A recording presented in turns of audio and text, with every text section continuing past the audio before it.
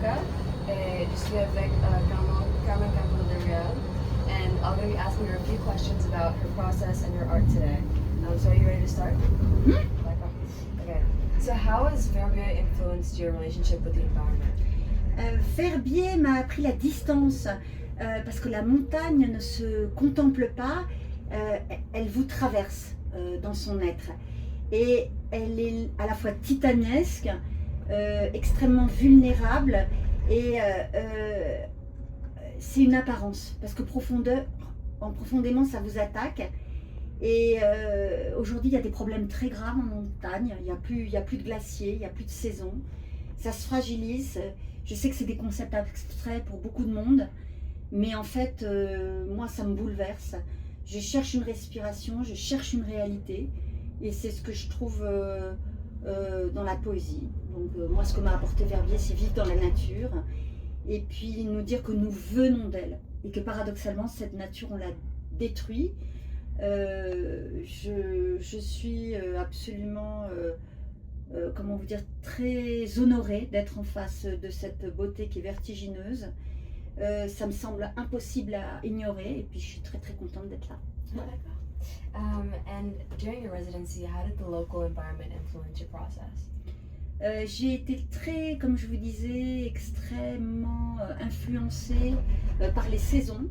J'ai vécu plusieurs saisons ici, donc le froid, le très chaud comme aujourd'hui.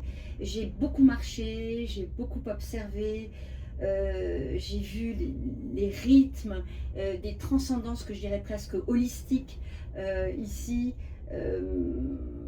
En fait, comment vous dire, la montagne m'a donné sa voix, mais sa voix de parler.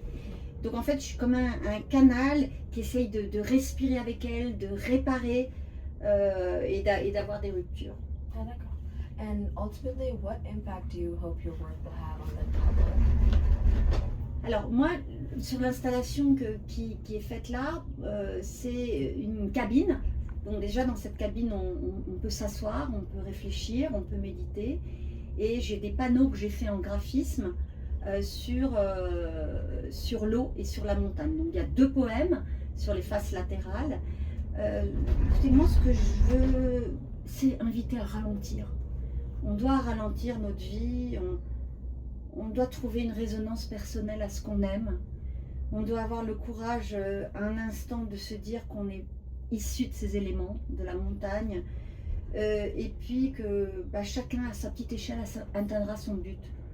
Voilà, moi c'est une réflexion peut-être sur la fragilité des équilibres, sur le fait que, comment vous dire, cette nature c'est un paysage magnifique, c'est une fenêtre, une manière peut-être de regarder l'autre, et puis j'aimerais que chacun reparte avec plein de questions et pas avec des certitudes. En fait, moi j'aime les gens qui doutent. J'aime pas les gens tellement qui sont très sûrs d'eux, parce que ça, pour moi, c'est trop peu aligné avec la nature. Je pense que la nature est en évolution et qu'on doit être en évolution constante. Why did you choose to highlight certain quotes within the park? One was saying, "The mountain is an immeasurable onion." Parce que je le pense déjà.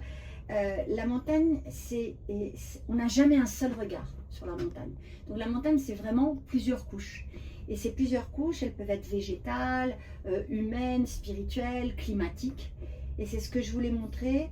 Et je trouve que la montagne, c'est pas une définition simple, la montagne.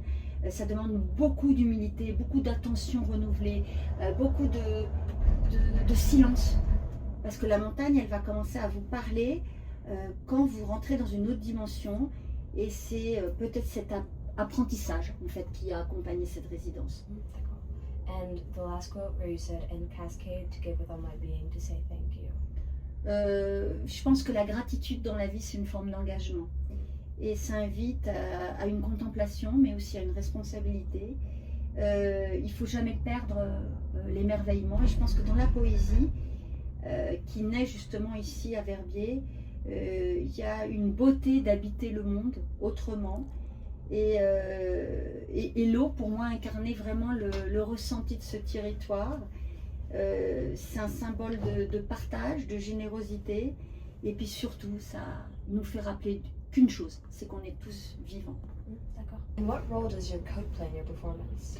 Alors, je suis toujours habillée pareil dans toutes mes performances. C'est très identitaire. Je trouve que le orange est une couleur de communication et en chromatologie extrêmement positive. C'est une couleur d'ouverture. Et je suis une poète des droits humains. Je suis très engagée sur des choses importantes comme les violences faites aux femmes, comme le climat, comme la paix dans le monde. Et je me suis rendu compte que le orange crée une ouverture et un confort. Parce que souvent ce que je dis dans mes mots, c'est très grave.